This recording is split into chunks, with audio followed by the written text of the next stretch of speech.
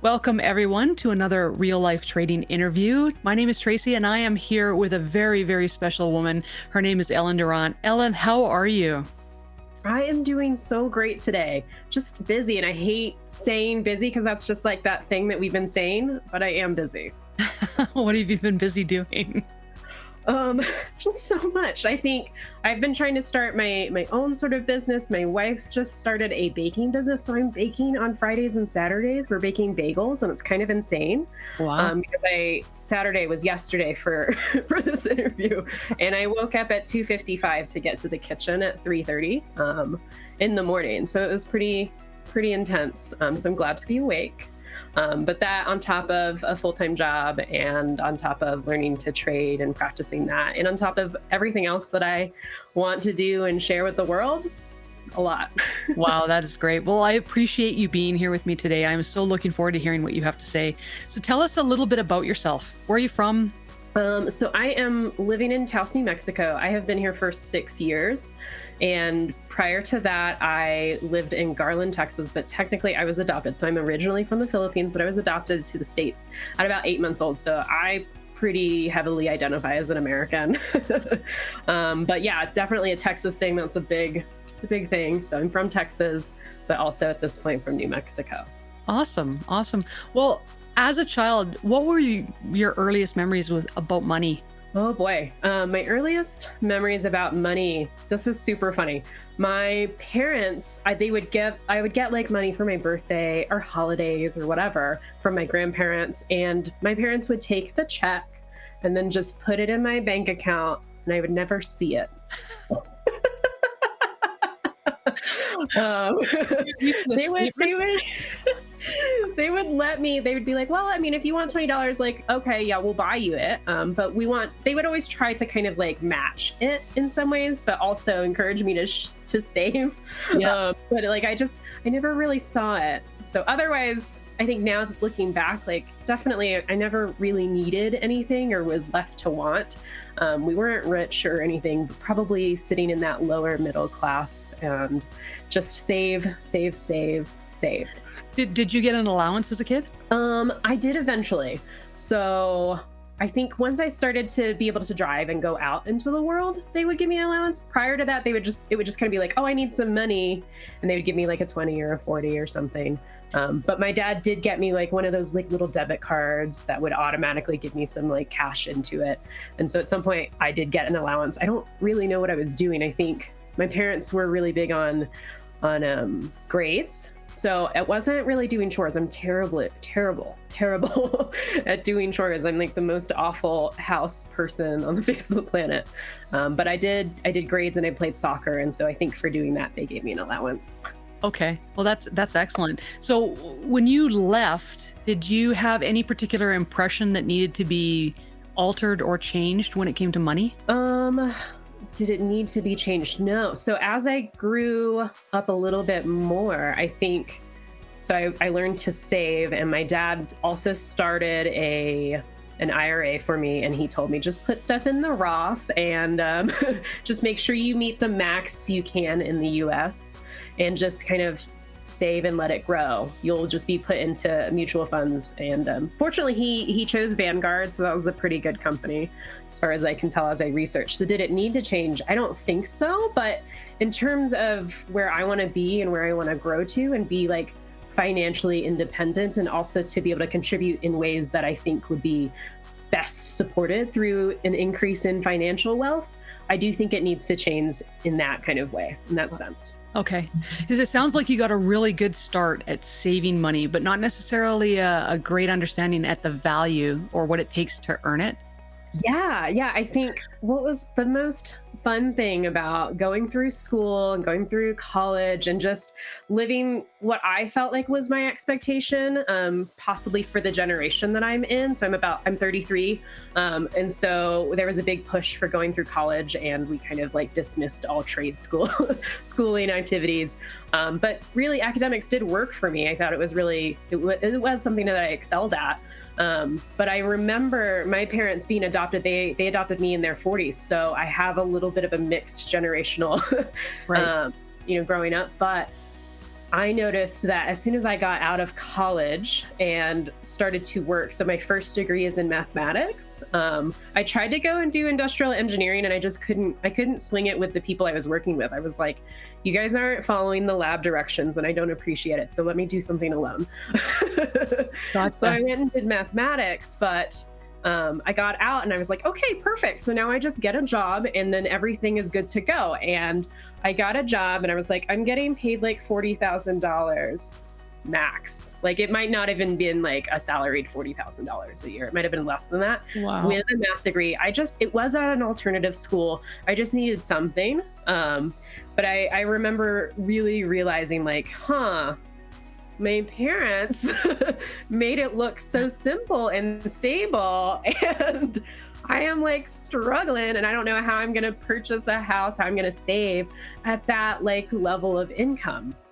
And I also decided I wanted to do something different about halfway through that job, working at an alternative school teaching mathematics to kids to pass a test. I was like, what is this? No, I love math and I think it's a beautiful language. But like, not everyone needs to fall in love with math in the way that I did. Not everyone needs to know geometry. Not everyone, like, why do we even really teach trigonometry? I don't know, but you have to pass a test in order to graduate high school, which I do think it's important to graduate high school. But like, why is that important? Why is that a piece of like information you need? I started to like become just disillusioned with our education system.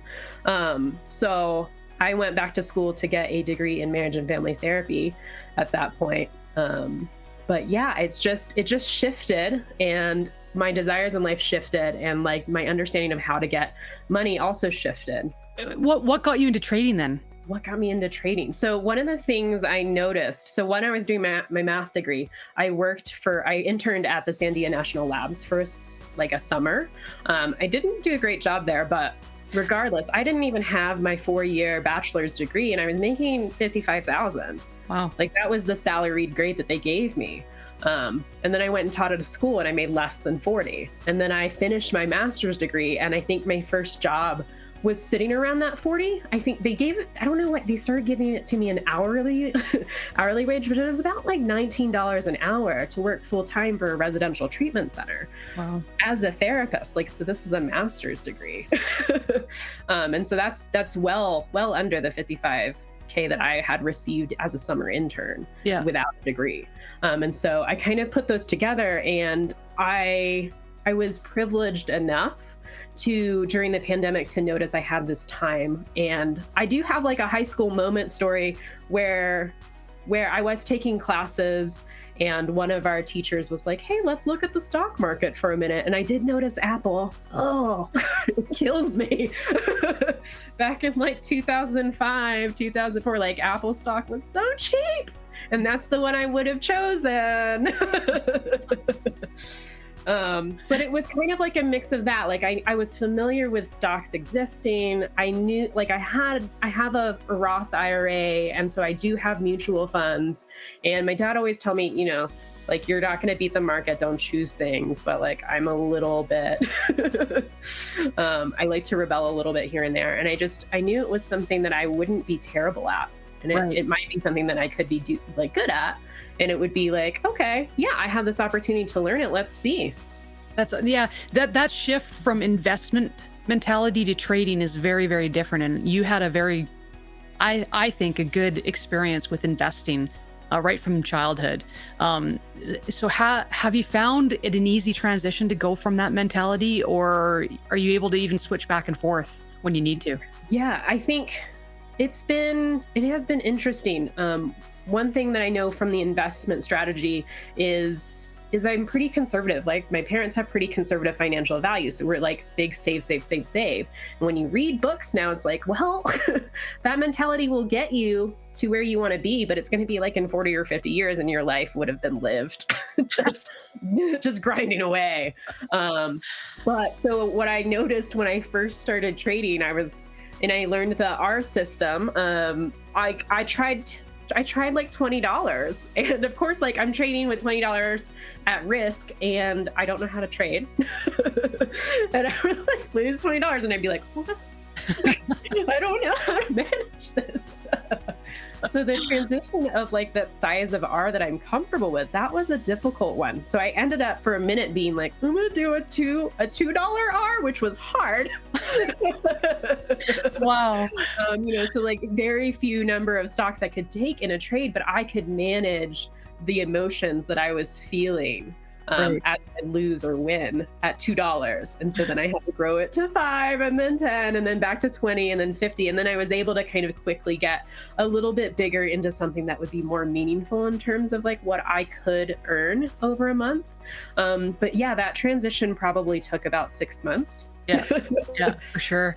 Well, anybody out there that's listening right now, if you think that you can't trade with a low R or a low account, I mean, Ellen just said it. She was trading with a $2 R. Yeah, I thought mine was low when I started, which was $10. So good for you. Way to go and way to control your risk. That's awesome. Now, do you think that it takes a math degree to become a trader? No, I There don't you think go. so. No. Do you need a love from numbers? I don't even think you need a love for numbers. You can have all the calculations done for you. There you go. Absolutely. No, that's perfect. Now, one of the reasons that I wanted to interview you, because I heard you make a comment once that Warren Buffett says he only competes against 50% of the population. I feel like I heard that my entire life, really. That was another thing that my parents instilled in me that was really helpful, was that kind of idea that like, it's like a feminist, women kind of push. And I really was supported in that way, in the way that I think maybe some people aren't. But I totally believe that. With a mathematics degree and kind of thinking about at the time in my life when I was thinking I would go into engineering or something like that, I remember noticing like, oh, all of my professors are men. And you actually see that in elementary school, middle school. You start to see a mix of more male teachers in high school and a little bit of like middle school as well. But usually you would see them in men more in those science-based fields. And I knew like conceptually, we have different ways that we think, the different ways that we're brought up. So whether or not that's based on like male or female or men or women or like different races, everyone has these different experiences. And to very like black and white say like, yeah, without the female perspective, like you are missing out on a lot of things. Like what like my background, how do I contribute and how do I see things differently? And it's going to be useful to kind of connect. How do men see things versus how do women see things? Absolutely. So what do you think Warren Buffett was referring to when he said that he's only competing against 50% of the population? Yeah. I mean, I do think he's talking about women for sure. He's only competing against the men. And, I think there's a little bit of an implication that the women might be able to do it better. Okay, well, there you go. So why do you think women, because the reality is there's not a lot of women in trading. So Right. why do you think that is? I think some of it is we're socialized not to be doing these things. If you think about trading, I think one of the biggest things, like there's movies, it's mostly men. But also there's some impulsivity, maybe more kind of connected to it. And whether or not I believe no, I don't think if you're going to trade well, you shouldn't be impulsive. You need to work on that. But maybe the initial idea of it, because sometimes people will compare trading to gambling, right? And so there's some impulsivity and like emotional, maybe that is more of like a male considered aggressive emotion. And so there's that connection. But I think some of it is, we're just socialized not to do things with money. I think most standard heteronormative households, we would place for some reason, men take care of the money. Possibly because traditionally men were the breadwinners and then some things shifted and now it can be like everyone's just at a free-for-all, although maybe men still make more money sometimes. Yeah, absolutely. Just learning all that. Do you think that there's a little bit of intimidation in this field as well? Yeah, I think so. And some of that might come from our own internalized misogyny at points. Yeah. But also there's with less women. And one thing that I like to look at is who do we see in the media? You don't really see a lot of Asian women either. But since we don't have too many of them, it's hard to find someone that we really connect with and follow. Gotcha. So a lack of mentors. Well, hopefully one day you'll be a mentor. Yeah. There you go. So what are your goals for your future trading? For my future trading. Okay, Yeah. so with my increased life busyness, I've been kind of figuring out what fits for me. And I feel like that's maybe something we always do is if trading isn't at the forefront of your mind, it's not like for me, I don't want that to be my only job or, my only priority. I want it to be something on the side that is really helpful and supportive of all of my other desires as well. Right. But I think it's just finding something that works for me. And so it's a mix of swing trading and when I do have a day, because I do enjoy day trading. I love it. It's so fun just to sit there and watch little little bar charts, waiting for patterns. Like, so maybe you don't need like a math degree, but you have to kind of enjoy looking for patterns. Yeah, just finding the time and also doing some more swing trading and really kind of combining back. How do I get like the knowledge that I've learned from day trading and swing trading? How do I approach that information and integrate it into the way that I've learned to invest? Gotcha. And so probably increasing my knowledge of like fundamental trading analysis as well. Are you taking any mentorships right now? Not right now. Not right now. No, Yeah. but I've taken several. I took one with Tony. I took one with you. I took one with Falco. Do you encourage others to do so?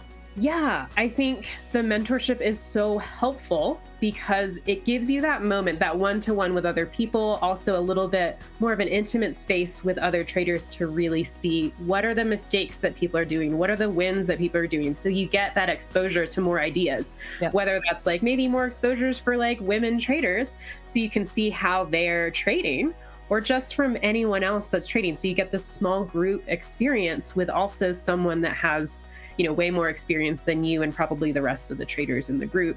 And to get those perspectives, that's why I did 3 different mentorships with different people. I wanted to learn about credit spreads with Tony. And I was like, Tracy, there's a female mentor. I'm coming. And so that was so exciting for me to get to do that. And with Falco, he just seemed so interesting. And I noticed he talked more about like how to really get something sustainable and profitable for new traders. And I was profitable, but I wanted it to be a little bit better. And he was able to really help me understand how to use some of the statistics that you can grab from your trading journal. Yes. You've been trading for a little bit now. Is there anything you wish you'd done differently now that you know what you know? I actually don't think there is anything different. I got a mentorship as soon as I could get a mentorship. I wasn't prepared to do coaching with Jeremy at the time when I first joined Real Life Trading. And prior to Real Life Trading, I did try another program, which did cost a little bit of money, not too bad. It wasn't terrible. And ultimately what I discovered once I transitioned over into Real Life Trading was that the style that this person kind of sold was just one single style. And it was very simple, kind of Dow theory with there was a couple other ways that you could kind of research, this is the perfect trade based on this method, but it was only one method. And I didn't really like it. And so transitioning over to real life, there's so many more methods. And I like that there's a variety based on that. As opposed to this is the one tried and true method and follow it. But I actually like that I learned, okay, now I have an understanding of different educations that you can get. And so I appreciated it, although I was like, oh, bummer that I didn't really love that money, but I have to I've learned to place value on, on that and to lower the value of like monetary kind of worth. Absolutely. Absolutely. If you were to give advice to any up and coming traders, what would it be? You have to try and maybe just try different educations and see what works for you. there's not a one size fits all here, just like in all life. There really isn't a one size fits all. So find something that works for you. And if you really want that kind of guidance, that one-on-one or a group think, really find someone that inspires you or someone that you feel like you can connect with them and trust their information, because you're not going to get anywhere if you don't trust it. Because ultimately, trading is all about, do you trust yourself and do you trust your plan? You've been YouTubing and you've been TikToking and you have a goal to kind of bring some inspiration to others. Do you want to talk a little bit about that and how people could reach you if they want to reach you or find you on social media? Yeah, absolutely. So, one thing that I am working on in all of my busyness is really just trying to connect with people in their kind of personal growth areas. And I I am growing just like everyone. And sometimes it's really difficult to grow alone. If you don't have that support system in growing, it's difficult, it's terrifying, and it's really hard to do it alone. And so one thing I'm doing is I created a YouTube channel. There's some little tidbits on there, a little bit longer videos on just how to work on mindset or how to make a plan for personal growth. Kind of like real life trading will help you make a plan for trading, I will help you make a plan for life. But I've transitioned over into TikTok videos. For me, like, I've been looking for what works for me in trading. I've also been looking to figure out what works for me in social media. And I've been making TikTok videos, and they kind of cross some variety, but definitely a focus on our mental health and also just all of the dimensions of wellness, touching on those things. And so I think I'm working towards creating a little course to look at all of the dimensions of wellness. So things like your financial wealth, your physical wealth, your mental well-being, your social well-being, those sort of things, and to just kind of really look at what those mean and to break down our lives into something that's a little bit easier to understand, rather than being like, oh, I don't feel good, but why? And so I'm working on that. I am available for coaching in kind of a life plan, personal growth way. You can contact me. You can find me on Facebook, Ellen C. Durant. I have a business page. I don't use that the most. So actually, the best place to find me is probably on TikTok. Also, Ellen C. Durant. So I do have that brand. My name is good to go. Perfect. So you can find me there. Well, Ellen, I love seeing your posts in Slack. I love having you part of the community, and I look forward to watching your growth over the next little while and seeing you just become and flourish into the person that you have been becoming. I think you're amazing. So thank you so much for joining me today. Real life traders out there, if you're looking to invest or in yourself and learn how to do this, come check us out at www.reallifetrading.com. We have a ton of free education. We have mentorships available as well. And we also have a community that you can get involved with. But check out our free content. And if you need anything else, if you want to contact myself, you can contact me at tracy@reallifetrading.com. Till next time, cheers.